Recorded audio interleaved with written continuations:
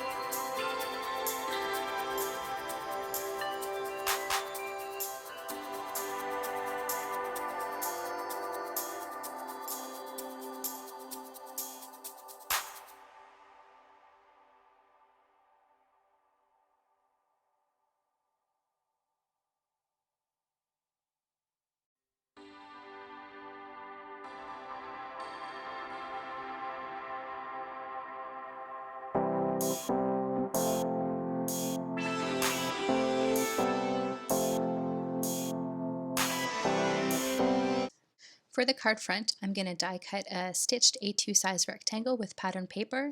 I chose one that would kind of look like really cool wallpaper. I place the furniture.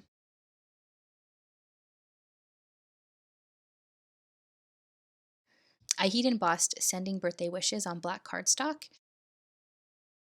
And I'm going to stamp the secondary sentiment from One More Chapter.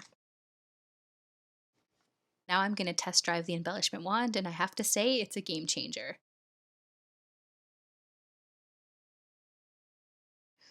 I like to add little details that take your card kind of to the next level. I added glossy accent to the mug and to the books.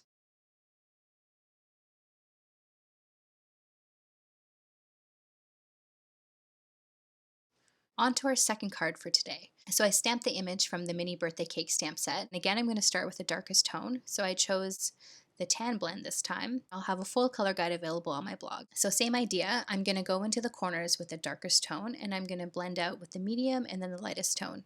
I want to show you the whole coloring process, so I'll add music while I color. If you wanted to skip ahead, you can fast forward to 11 minutes and 9 seconds.